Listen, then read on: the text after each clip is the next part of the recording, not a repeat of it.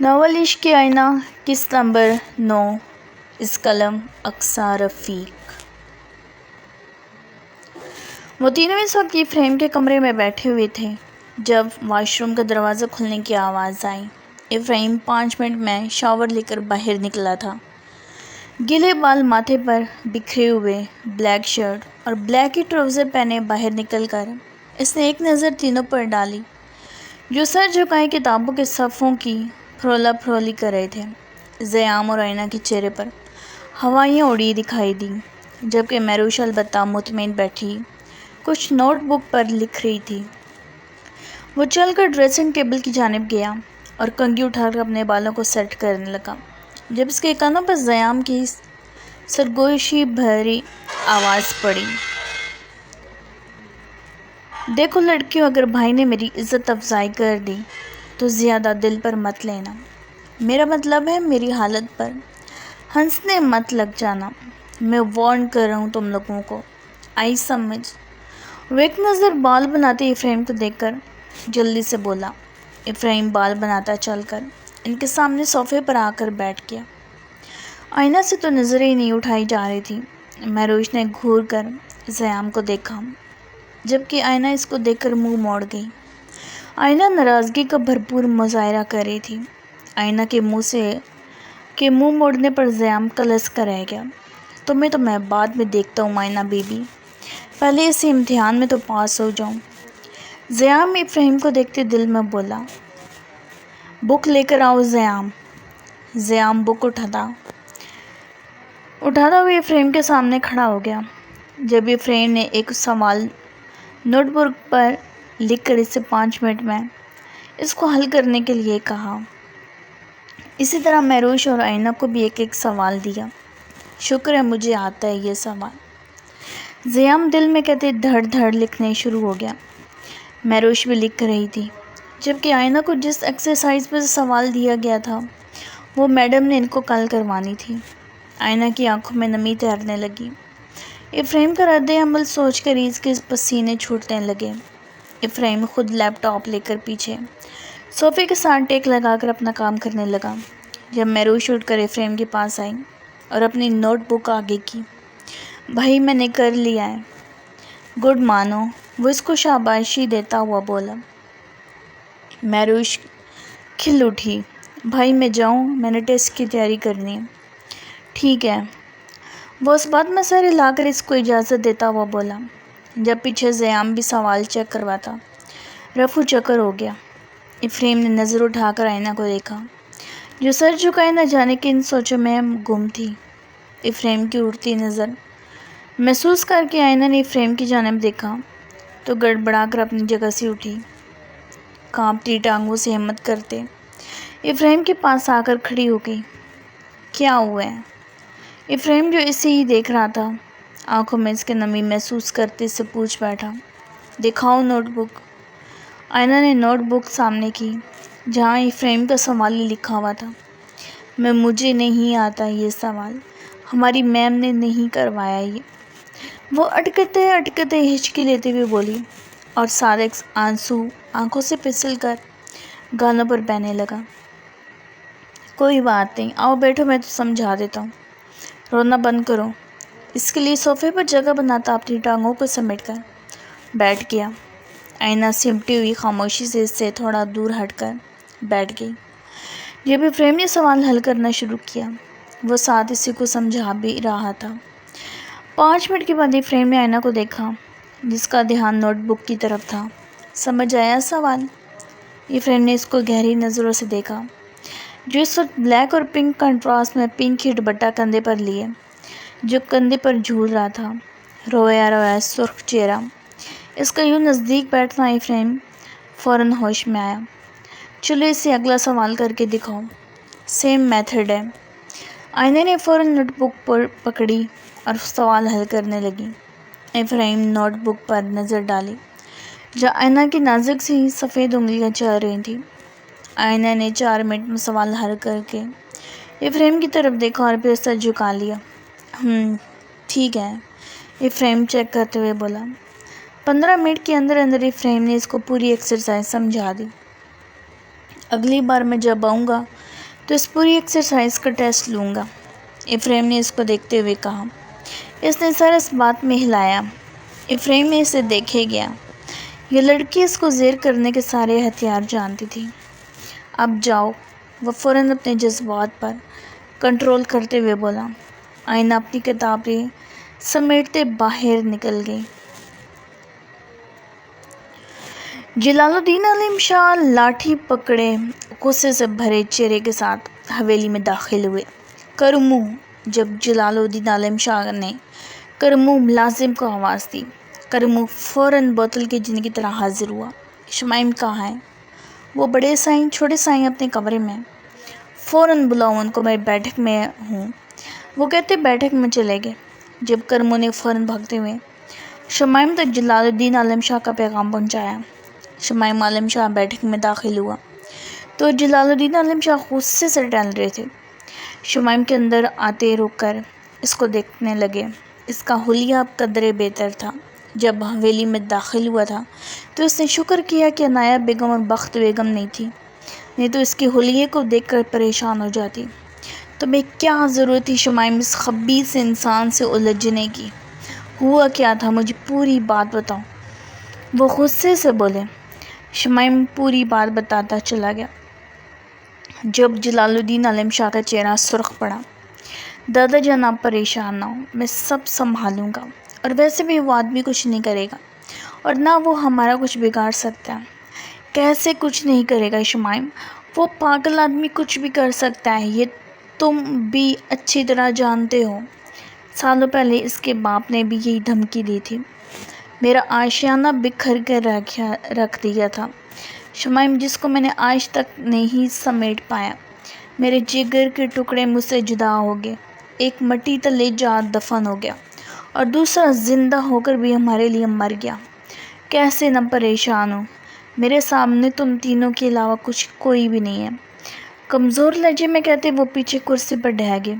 دادا جان، اس پر ایسا کچھ نہیں ہوگا، آپ یقین کریں، میں سب سنبھال لوں گا، پلیز آپ پریشان نہ ہو، آپ کی طبیعت بگڑ جائے گی۔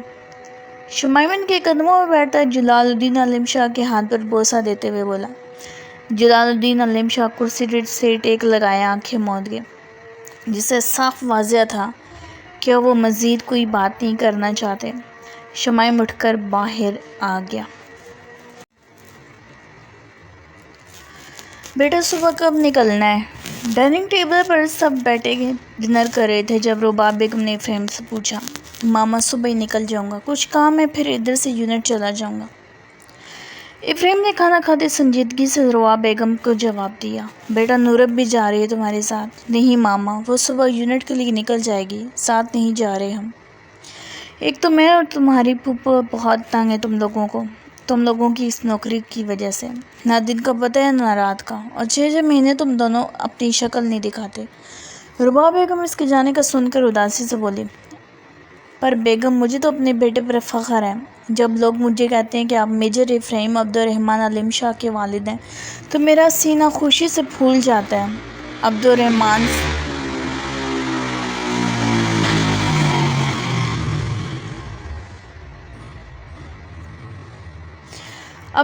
صاحب نے اپنے خوب روح بیٹے کی طرف دیکھ کر کہا۔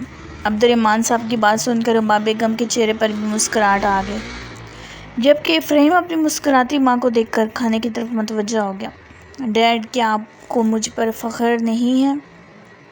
زیام نے بے چارگی سے بولا۔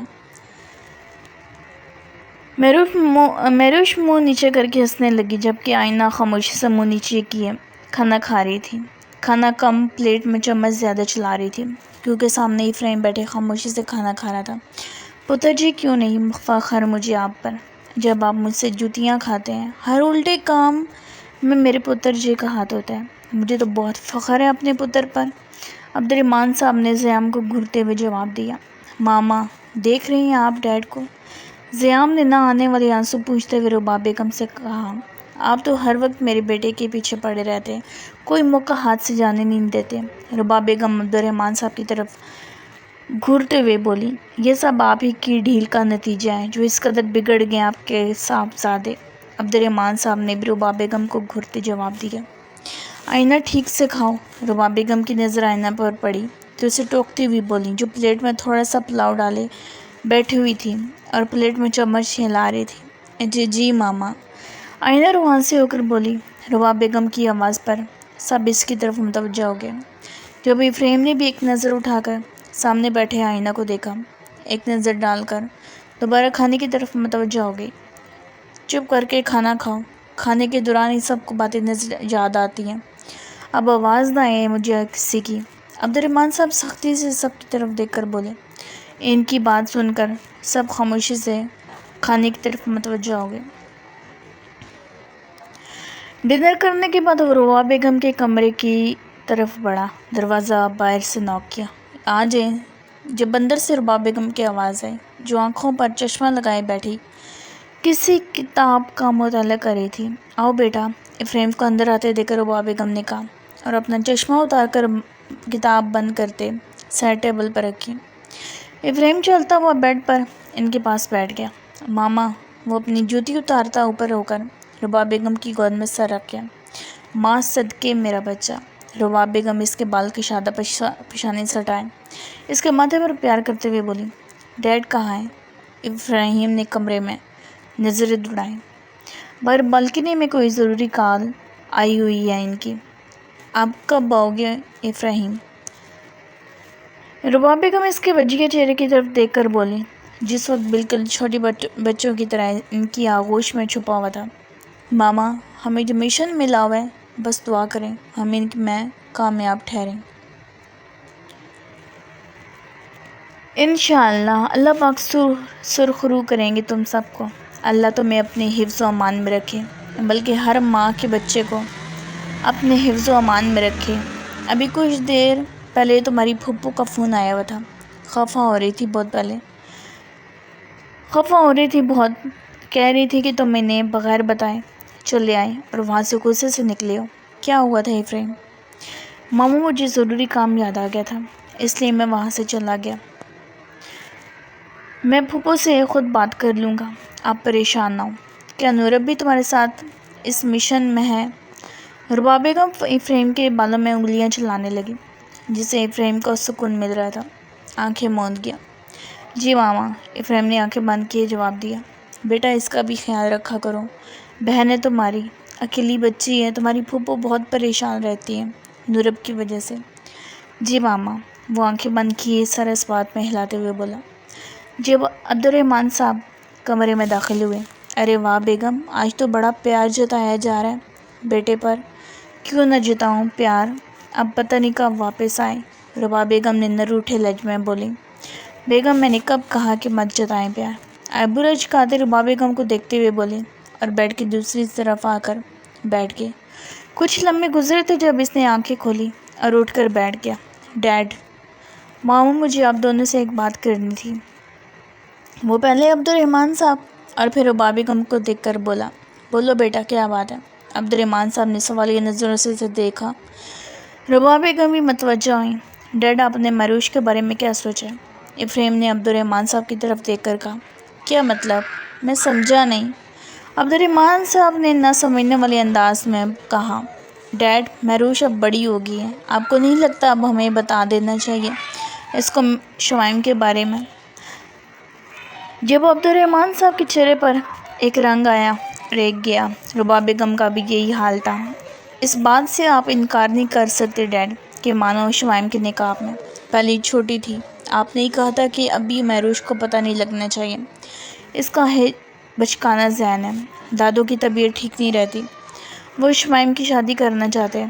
عبدالرحمن صاحب کی کئی سالوں بعد بخت بیگم کی بیماری کا سن کر بے چین ہوئے۔ شمائم سے ملے ہو تم؟ عبدالرحمن صاحب نے افریم سے پوچھا۔ جی ڈیڈ، شمائم سے ملا تھا، اس نے بتایا تھا۔ کیا ہوا ہے اماں سائیں کو؟ وہ بے چینی سے بولے۔ بیمار رہتی ہیں، آپ کو بہت یاد کرتی ہیں، شمائم بتا رہا تھا۔ دادا جان شمائم کی شادی کرنا چاہتے ہیں۔ افریم رباب بیگم کی دیکھ کر بولا، جو خاموشی سے بیٹھی ہوئی تھی۔ میں اپنی بچی کو اس حویلی میں نہیں بھیجوں گی، رحمان صاحب بتا رہی ہوں، میں اس جہنم میں نہیں جانے دوں گی اپنی بچی کو۔ رباب بیگم روتے ہوئے بولی۔ ماما، آپ جانتی ہیں نا، دادا جان اور دادی جان کتنا پیار کرتے ہیں مانو سے. میں یقین سے کہہ سکتا ہوں ہماری مانو بہت خوش رہے گی وہاں جا کر. اور اگر بات شمائم کی ہے تو وہ بہت اچھا انسان ہے، غصے کا تھوڑا بہت تیز ہے، لیکن ہماری مانو کو بہت خوش رکھے گا. افریم اب رباب بیگم کے ہاتھ پر بوسہ دیتا ہوا بولا، جو روتی جا رہی تھی. ڈیڈ آپ خود بات کریں گے یا میں خود مانو سے بات کر کے جاؤں؟ میں جانے سے پہلے بات کر کے جانا چاہتا ہوں. وہ ان کو ہر حال میں راضی کرنا چاہتا تھا، کیونکہ شمائم کی آنکھوں میں مروش کے لیے جنون دے کر بہت پہلے ہی سمجھ گیا تھا، اور یہ بھی جان گیا تھا کہ اگر مروش کے لیے کوئی پرفیکٹ انسان ہے تو وہ شمائم ہے. کیا ابھی بات کرنے کا کہہ رہے ہو؟ عبدالرحمن صاحب جو بخت بیگم کی بیماری کو سن کر پریشان ہو گئے تھے، چونک کر افریم کی بات پر دیکھا. افریم کیا ہم جلدی نہیں کرے؟ نہیں ڈیڈ، یہی صحیح وقت ہے. ڈیڈ ہم نے مانو کو اتنی آزادی تو دی ہوئی ہے نہ کہ وہ اپنی پسند کا انتخاب کر سکے. اول تو ایسا نہیں ہوگا میں جانتا ہوں، لیکن اگر وہ اپنے لیے انتخاب کیا ہوا آپ کے سامنے لا کھڑا کرے تو آپ کیا کریں گے ڈیڈ؟ کل کو زندگی اس نے گزارنی ہے. وہ بہت سمجھدار ہے، اپنا اچھا برا جانتی ہے، لیکن جو فیصلہ کرے گی ہم اس کا ساتھ دیں گے. میں خود بات کروں گا مہروش سے. عبدالرحمن صاحب فیصلہ کرتے ہوئے بولے. رحمان صاحب آپ میں سے کوئی بات نہیں کرے گا مہروش سے، ہم خلا لے لیں گے مہروش کو علم لائے بغیر. میں اپنے بچے کو اس حویلی کی رسم و رواج کی بھنٹ نہیں چڑھنے دوں گی. رحمان صاحب بالکل بھی نہیں. رباب بیگم میں اپنے ماں باپ کو اور کوئی دکھ دینا نہیں چاہتا. اگر مجھے اپنی جان بھی دینی پڑے تو میں دوں گا. عبدالرحمن صاحب سرد لہجے میں بولے. رباب بیگم نے سسکی بھری. ماما ادھر دیکھیں میری طرف. سالوں پہلے حویلی کی بیڑیاں مانو کے پاؤں میں باندھ دی گئی تھی، جسے کوئی انکار نہیں کر سکتا. شمائم بہت اچھا لڑکا ہے، اور پھر تایا سہی اور تائی جان کو بھی آپ جانتی ہیں، سب کتنا پیار کرتے ہیں مانو سے. اب پہلے جیسا کچھ بھی نہیں رہا وہاں، بہت کچھ بدل چکے ہیں وہاں، رسم و رواج سب کچھ. شمائم امریکہ سے پڑھ کر آئے ہیں، ان رسم و رواج کو نہیں مانتے اب. اور یہ بھی کہ اب وہاں کا سرپنچ دادا جان نے شمائم کو بنا دیا. رباب بیگم کو دیکھ کر بولا، مجھے شمائم سے ملنا ہے. وہ فیصلہ کرتے ہوئے بولی، میں آپ کی ملاقات کرواؤں گا ماما. اور ڈیڈ پہلے آپ مانو سے بات کریں، دیکھیں وہ کیا کہتی ہے، پھر میں شمائم سے بات کروں گا. ٹھیک ہے. عبدالرحمن صاحب پر سوچ انداز میں بولے. اچھا میں چلتا ہوں، صبح مجھے جلدی نکلنا ہے ماما، آپ پریشان نہیں ہو، انشاءاللہ سب ٹھیک ہو جائے گا. افریم اٹھتے رباب بیگم کو اپنے حصار میں لیتے ہوئے بولا. انشاءاللہ رباب بیگم بولی، جبکہ باہر کھڑا وجود زلزلوں کی ذات میں تھا. مہروش جو رباب بیگم کو بتانے آئی تھی کہ وہ زیام کے ساتھ عادل کو پوچھنے ان کے گھر جا رہی ہے. اسپتال سے وہ آ گیا. دروازے پر نوک کرنے سے پہلے اس کو اپنے کانوں میں اپنے نام کی آواز پڑی تو رک گئی. اس کے دماغ نے ایک بار کہا کہ یہ بیڈ مینرز ہے، لیکن تجسس کے ہاتھوں وہ رک کر سننے لگی. جو حقیقت آج اس پر آشکار ہوئی تھی وہ خواب میں بھی نہیں سوچ سکتی تھی. سسکی روکتی دڑکھڑاتے قدموں سے اپنے کمرے کی طرف بھاگی. وہ اس وقت بیڈ پر کتابیں پھیلائے کل ہونے والی ٹیسٹ کی تیاری کر رہی تھی، جب اچانک افراہیم کا سوال سمجھانا یاد آیا. وہ جب بھی چھٹی گھر آتا ان تینوں سے سرپرائز ٹیسٹ ضرور لیتا، لیکن جب بھی آئینہ سے ٹیسٹ لیا تو وہ کر کے دکھا دیتی. لیکن آج پہلی بار ایسا ہوا تھا کہ اس کو سوال نہیں آیا تھا، لیکن جس طرح افراہیم نے اسے سمجھایا تو وہ شاید پوری زندگی اس ایکسرسائز کو نہ بھول پاتی. میں صبح ہی میرب کو یہ ایکسرسائز سمجھا دوں گی. وہ دل میں خوش ہوتے بولی. پہلے محترمہ سے پوچھ تو لوں کہ صبح تشریف لا بھی رہی ہیں کہ نہیں. فون کی تلاش میں اس نے نظر ادھر دوڑائی. اس نے تکیہ اٹھا کر دیکھا، اس سے فون نہیں ملا، شاید باہر ٹی وی لاؤنج میں رہ گیا. وہ اٹھتے باہر آئیں. رات کے 11 بج رہے تھے، سب اپنے کمروں میں تھے. اس وقت گھر میں ہر سو سناٹا پھیلا ہوا تھا. ٹی وی لاؤنج میں بھی دیکھا نہیں ملا. جب چھپک سے یاد آیا کہ موبائل اس کے ہاتھ میں تھا جب وہی فریم کے کمرے میں کتابیں اٹھائے گئی تھی اور فون اس نے ٹیبل پر رکھا تھا. اب کیا کروں؟ وہ تین دانتوں میں انگلی دبائے سوچنے لگی. میرب کا میسج آیا ہوا ہوگا، اگر وہ کل نہ آئی تو کیا پتا وہ اپنے کمرے میں نہ ہوں. وہ ابھی تک ماما کے کمرے میں ہوں آئینہ نے اپنے کمرے میں جانے سے پہلے افراہیم کو رباب غم کے کمرے کی طرف جاتے دیکھا تھا۔ اللہ کرے وہ اپنے کمرے میں نہ ہو، اس کے قدم اٹھانے سے انکاری تھے۔ ہمت کرتے ہوئے افراہیم کے کمرے کی طرف سیڑھیاں چڑھتے بڑھنے لگی۔ اگر وہ اپنے کمرے میں ہوئے تو؟ یہ سوچ کر اس کے پسینے چھوٹنے لگے۔ نہیں آئینہ، اچھا سوچو، اور کیا پتہ سوئی میں ہو، آہستہ سے موبائل اٹھا کر آ جاؤں گی، وہ سوچتے چلے جا رہی تھی۔ افراہیم کے کمرے کے باہر کھڑے ہو کر اس نے ماتھے سے پسینہ صاف کیا اور دروازے کے ہینڈل کو پکڑ کر آہستہ سے کھولا۔ ٹانگیں مسلسل کانپنے لگی تھی، ہتھیلیاں پسینے سے بھیگنے لگی تھی۔ اس نے دروازہ تھوڑا سا کھول کر سر آگے کر کے دیکھا تو کمرے میں کھڑکی سے اندر آتے چاند کی مدھم سی روشنی کمرے میں ہر سو پھیلی ہوئی تھی۔ اس نے پورے کمرے میں نظر دوڑائی، جبکہ اس نے جہازی سائز بیڈ کی طرف دیکھا جہاں افراہیم کا نام و نشان نہیں تھا۔ وہ آگے بڑھتے دروازہ ایسے سے کھولتی چلی گئی۔ اندر آ کر اس نے ٹیبل پر دیکھا جہاں موبائل جوں کا توں پڑا ہوا تھا، جس طرح وہ رکھ کر گئی تھی۔ اس نے آگے بڑھتے جلدی سے اپنا موبائل ہاتھ میں لیا اور واپسی کے لیے قدم اٹھائے۔ آئینہ، دروازہ بند کر کے واپس آؤ۔ جب افراہیم کی آواز پورے کمرے میں گونجی، آئینہ اپنی جگہ منجمد ہوگی، آنکھیں حیرت اور خوف سے پھٹی رہ گئی۔ اس کے قدم زمین میں دھس کے ہوں جیسے وہ کیوں آئی تھی اس کے کمرے میں۔ اس کا دل چاہ دھاڑے مار مار کر، اس کی آنکھوں میں آنسو چھلک پڑے، وجود پورا کانپنے لگا۔ آئینہ! جب افراہیم کی سخت آواز آئی۔ افراہیم آئینہ کو اسٹل کھڑا دیکھ کر دوبارہ بولا، کہیں یہ مجھے چور تو نہیں سمجھ رہے؟ وہ ڈرتے ہوئے دل میں بولی۔ ہمت کرتے وہ پیچھے مڑی۔